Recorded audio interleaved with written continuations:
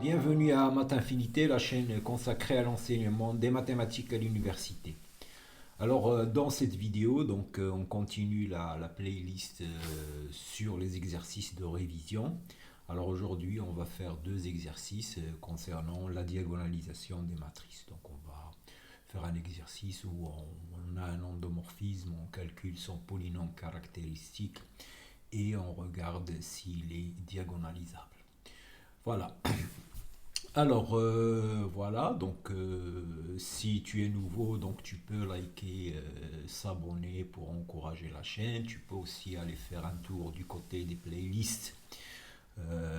Il y a tout un contenu adapté à l'enseignement des mathématiques à l'université, des cours, des exercices. Voilà, alors allons-y. Le premier exercice, donc là c'est un endomorphisme de l'espace vectoriel des matrices carrées d'ordre 2 vers lui-même, qui a une matrice, donc là on a une matrice A fixée, et on définit un endomorphisme qui dépend de A, qui consiste à faire le commutateur de A et B. Donc on fait AB moins BA. Voilà. Alors la première question c'est de calculer la matrice de cet endomorphisme dans la base canonique de l'espace vectoriel des matrices formé par ces quatre matrices. Et on va trouver toutes les matrices qui commutent avec A. On va calculer le polynôme caractéristique de P phi de A. Et on va montrer que phi A est diagonalisable.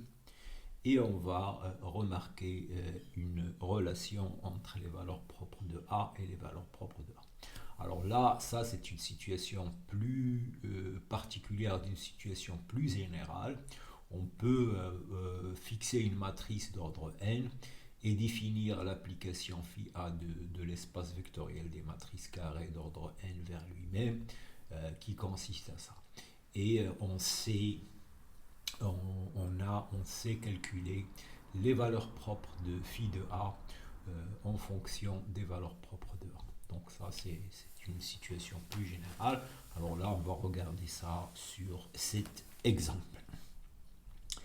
Alors le deuxième exercice, c'est on va prendre cette matrice A de 1, 1, 1 et on va montrer que ses valeurs propres sont lambda 1 égale à 1 sur 4 sinus carré de pi sur 10 et lambda 2 égale à 1 sur 4 sinus carré de 3 pi sur 10. Et on va en déduire la valeur de la cotangente au carré de pi sur 10 plus la cotangente au carré de 3 pi sur 10. Voilà, donc là, on va prendre quelque chose en montrant ces deux relations et on va relier cette quantité à une quantité de la matrice. Voilà, donc là, vous pouvez arrêter la vidéo et faire les exercices avant de regarder la solution. Alors, le premier exercice, donc j'ai cette matrice A et j'ai cet endomorphisme, ça s'appelle l'endomorphisme adjoint, donc AD A si vous voulez. Donc phi A de B égale à A de B moins BA. Voilà, et on veut calculer la matrice A de cet endomorphisme dans la base canonique. Donc, pour calculer la matrice, il faut calculer les images de ces quatre vecteurs par phi de A en fonction de ces quatre vecteurs, de ces quatre matrices. Bon, alors allons-y, on va calculer phi A d'une matrice quelconque, A, B, C, D. Donc je multiplie A fois ça, moins ça, donc je vais trouver, là si je multiplie, ça fait 2 plus C moins 2A moins B, donc c'est C moins B. Là, c'est 2B plus D moins A plus 2B. Donc, c'est D moins A et puis les autres. Et donc, voilà.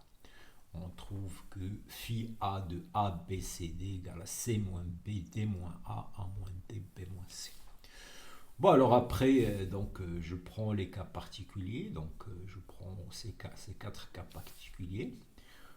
Voilà, donc j'ai cette formule, donc ça me donne pour a égale à 1, je vais trouver ici 0, moins 1, 0.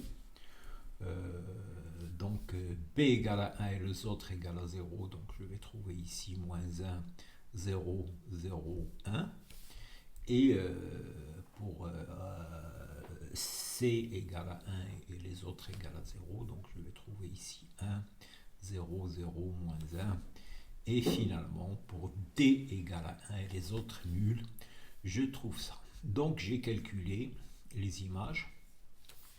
Bon, alors je vais adopter la notation. Donc je définis, donc je pose epsilon 1 égale à cette matrice. Epsilon 2, donc là c'est 1, 0, 0, 0. Donc là il y a un 0. Epsilon 2 égale à ça, et etc. Là, la base canonique, là il y a 1, 1, 0. Et donc, si je calcule psi de xi 1, donc je vais trouver moins xi 2 plus xi 3, psi de xi 2, donc d'après les calculs précédents. Et maintenant, donc j'ai les images des éléments de la base. Et donc j'ai la matrice. Voilà. Donc pour la première, il y a moins 1, 1, 0, 0. Moins 1, 1, 0, 0, 1, 1, 0, 0, moins 1 et 0, 1, moins 1. Voilà, et donc j'obtiens la matrice de cette application linéaire, de cet endomorphisme dans la base canonique. Alors, on va trouver toutes les matrices qui commutent avec A. Alors, une matrice commute avec A, donc ça veut dire que AB égale à BA. Et donc, ça veut dire que phi A de P égale à 0. Voilà, donc l'ensemble des matrices qui commutent avec A, et en fait, c'est le noyau de phi de A. C'est le Ker de phi de A. Alors, donc phi de A appliqué à B, on a la matrice de phi de A. Les composantes de B dans la base canonique sont A, B, C, D. Donc, ça, c'est équivalent à appliquer la matrice de phi de A au vecteur A, B, C, D. Voilà, et donc ça me donne C moins B, D moins A moins D et B moins C égale à 0. Donc ça, c'est équivalent à B égale à C, A égale à D. Donc les matrices cocomutes de K sont les matrices de la forme A, B, B. Donc c'est ça, et c'est aussi le noyau de cet endomorphisme. Alors le polynôme caractéristique, voilà, donc je dois calculer le polynôme caractéristique, donc je dois calculer le déterminant de phi de A moins x fois l'identité. Et donc j'ai la matrice phi de A, donc, et je calcule, donc ça va me donner ce déterminant. Alors je fais la ligne 3 plus la ligne 2, donc la ligne 3 plus la ligne 2, je garde les autres lignes fixes, donc à la ligne 3 j'ajoute la ligne 2, donc ça plus ça donne 0, là moins x est 0. Et ensuite, je développe suivant la première colonne. Donc si je développe suivant la première colonne, j'obtiens moins x fois, voilà, donc ce polynôme là. Et ici moins, donc il y a un plus, donc fois moins 1, 1, 1, moins x 0, 1. Alors après, je calcule ce polynôme, donc je peux développer suivant la première ligne. Voilà, donc si je développe, donc je vais avoir moins x fois x carré.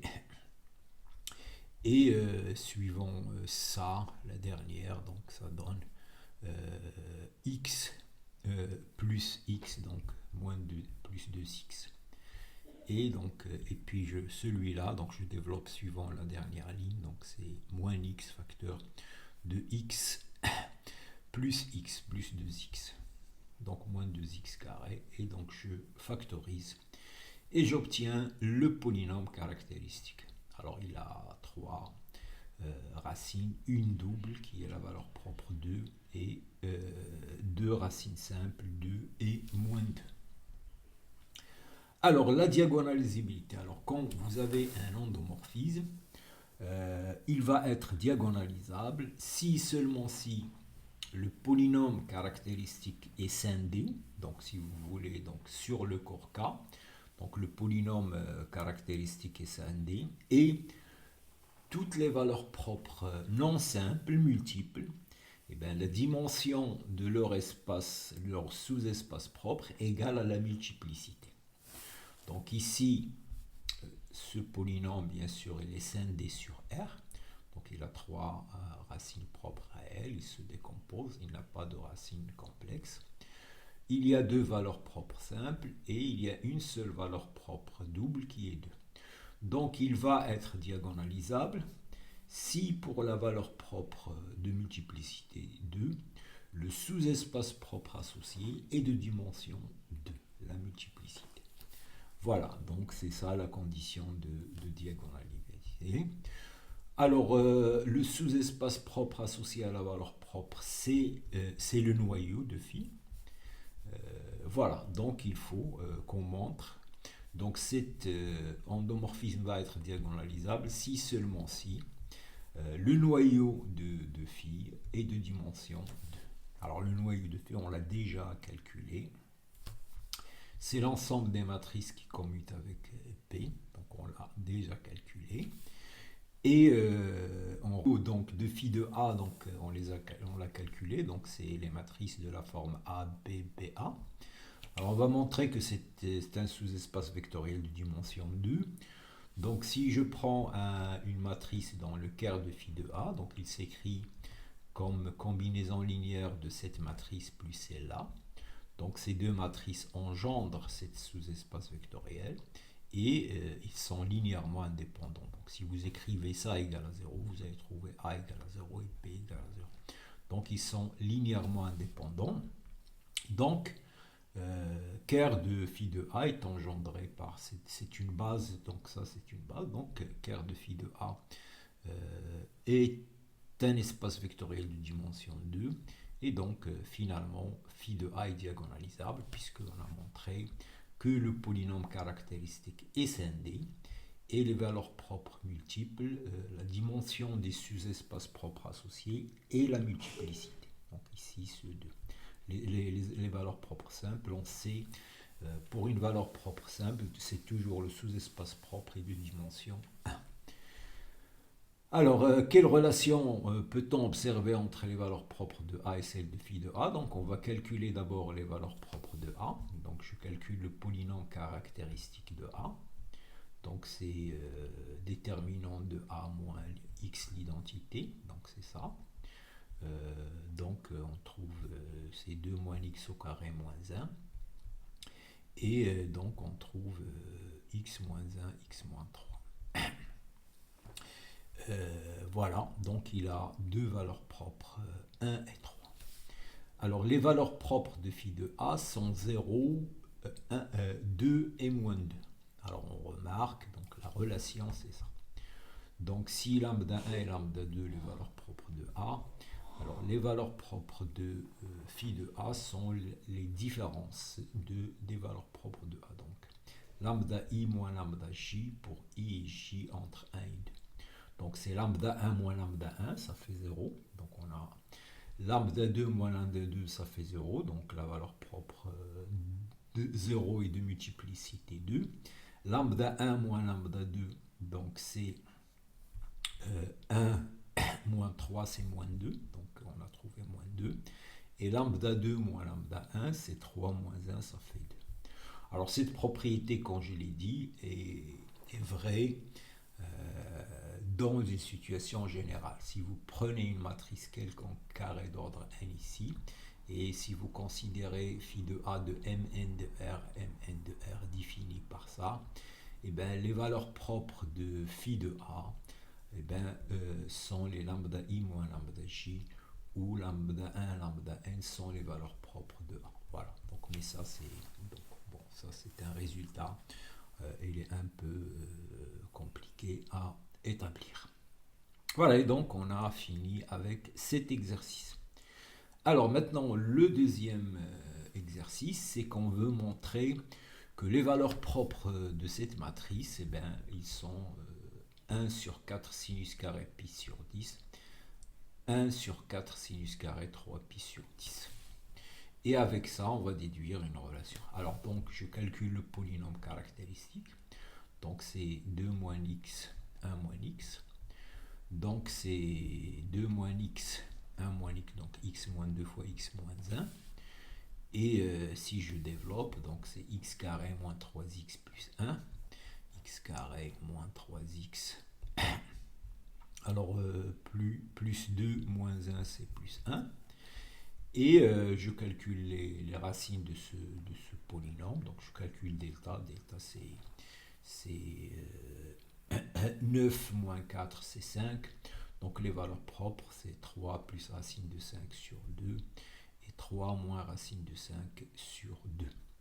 Voilà. Et donc voilà les racines de ce. Donc les valeurs propres sont lambda 1 égale à 3 plus racine 5 sur 2 et 3 et lambda 2 égale à 3. Donc je dois montrer que ça égale à ça. Voilà, donc c'est ça l'exercice. Donc je dois montrer que 1 sur 4 sinus carré 3 pi sur 10 égale à 3 moins racine de 5 sur 2. Et 1 sur 4 sinus carré pi sur 10 égale à 3 plus racine de 4 sur. Voilà, donc ça. Alors après, donc je sors. Voilà, donc je fais l'inverse. Je multiplie par le conjugué. Et ici, je fais l'inverse. Je multiplie par le conjugué. Donc, et je trouve 3 plus racine de 5 sur 8. Et sinus carré de pi sur 10 égale à 3 moins racine de 5 sur 8. Donc, je dois montrer ces deux relations. Donc, en fait, c'est ça donc, disons, la partie un peu difficile de l'exercice, c'est de montrer que sinus carré de 3 pi sur 10 égale à 3 plus racine de 5 sur 8, et sinus carré de pi sur 10 égale à 3 moins racine de 5 sur 8. Voilà, alors donc, donc il y a une technique pour faire ça. On va utiliser la formule de l'air. Donc je fais EI pi sur 10 à la puissance 5. Donc ça fait cosinus pi sur 10 plus i sinus pi sur 10 à la puissance 5. Donc si j'élève à la puissance 5, donc c'est EI 5 pi sur d égale à ça. Donc égale à i. Et je fais la même chose pour 3 pi sur 10. Donc je vais trouver ça, donc c'est moins i. Alors maintenant, je développe ça. Et moi, ce que je cherche sinus carré de pi sur 10 et sinus carré de 3 pi sur 10. Donc en développant ça et en identifiant, on va trouver une relation vérifiée par sinus carré de pi sur 10 et sinus carré de 3 pi sur 10. C'est ça l'idée. Donc j'utilise la formule du binôme du Newton. A plus IB à la puissance 5, donc c'est A puissance 5, 5 IB à 4P, plus 10, voilà, la formule de Newton. Et j'écris ça comme partie réelle, partie imaginaire. Donc, si je prends AB égale à ça, je vais trouver, donc si AB égale à ça, ou AB égale à ça, je vais trouver que ça c'est vérifié. Ça égale à 0, puisque ici c'est i, ici c'est moins i. Donc cette partie doit être égale à 1 ou moins 1, donc, mais ça doit être nul. Donc, cosinus 3 pi sur 10, sinus pi sur 10, vérifie cette relation, et la même chose ici. Et il y a une relation entre le cosinus et les sinus, donc je vais remplacer le cosinus par 1 moins le sinus carré, et je vais trouver, voilà, donc j'ai ça, je remplace le cosinus par 1 moins le sinus au carré, et donc je vais trouver ça. Donc sinus carré de 3 pi sur 10 vérifie cette relation, et sinus carré de pi sur 10 vérifie cette relation. Donc voilà. sont les solutions de cette équation. Donc ça, je pense, c'est sinus carré. Bon, alors maintenant, je trouve les racines de ça. Et voilà, donc le sinus c'est la plus grande, donc c'est 3 plus racine de 5 sur 8, et les sinus carrés c'est 3 moins racine de 5 sur 8.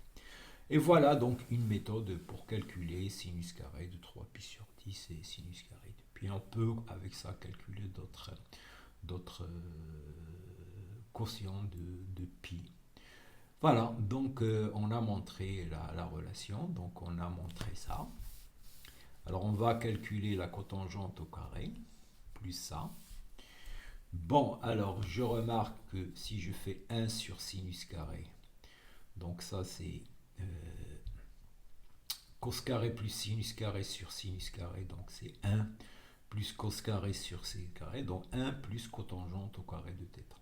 Donc cotangente carré de θ égale à ça, moins ça. Donc si je fais ça au carré plus ça au carré, donc c'est 1 sur sinus carré plus 1 moins 1, c'est moins 2. Alors ça, je l'ai calculé ici. Ça c'est 4 lambda 1 et ça c'est 4 lambda 2. Donc c'est 4 lambda 1 plus lambda 2 moins 2. Alors lambda 1 plus lambda 2, la somme des valeurs propres d'une matrice, c'est la trace. Et ici, la trace est égale à 3. Donc je vais avoir 4 traces moins 2. Donc ça fait 3, 12 moins 2 égale à 10. Et voilà, et donc on arrive à la fin de ces deux exercices. Donc là, vous aurez appris la condition de diagonalisation d'un endomorphisme, comment calculer le polynôme caractéristique, et les techniques pour calculer sinus carré de pi sur 10 et sinus carré de 3pi sur 10. Voilà, et donc si vous êtes resté jusque-là, n'oubliez pas de liker et s'abonner pour encourager les chaînes et permettre à son contenu d'atteindre un large public.